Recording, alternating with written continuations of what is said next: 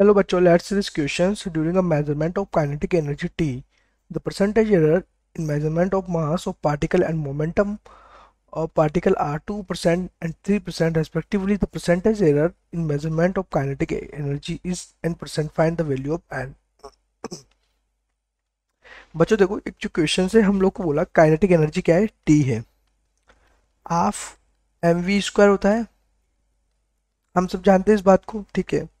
हम लोग को देना है कि इसने जो मास है इसकी परसेंटेज 2% है, देन मोमेंटम की 3% है। तो हम लोग को बोला है इसने कि काइनेटिक एनर्जी n% है, ठीक है।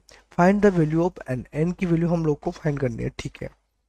सबसे पहले अगर बात करें बच्चों, तो इस क्वेश्चन को हम लोग दो टाइप से कर सकते हैं, क्योंकि हम जानते हैं मोमेंटम क्या होता है, P equal to M V होता है, ठीक है। लेकिन हम लोग के पास यहाँ पर वी की वैल्यू नहीं दी हुई है इसने, ठीक है, और एम की वैल्यू हम लोग को दी हुई है, पी हम लोग को दिया हुआ है, तो वी की वैल्यू है तो हम लोग वी की वैल्यू निकाल ले पी अपॉन एम करके। या ऐसे ना करें तो मैं इस क्वेश्चन के अंदर क्या करूँ, अगर मैं दोनों तरफ हम लोग ऊपर नीचे अगर मैं एम से मल्टीप्लाई कर दूँ इसको, तो ये हमारे पास क्या हो जाएगा, हाफ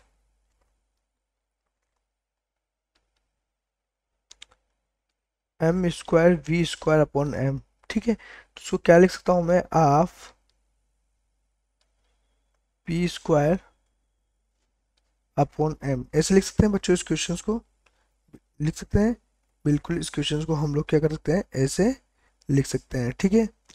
अगर बात करें हम लोग अब आगे, अगर बात करते हैं इस क्वेश्चन के लिए, तो देखो यहाँ ये हो गया। अब काइनेटिक एनर्जी है तो हम लोग उसको परसेंटेज एरर में इस प्रकार से लिखते हैं,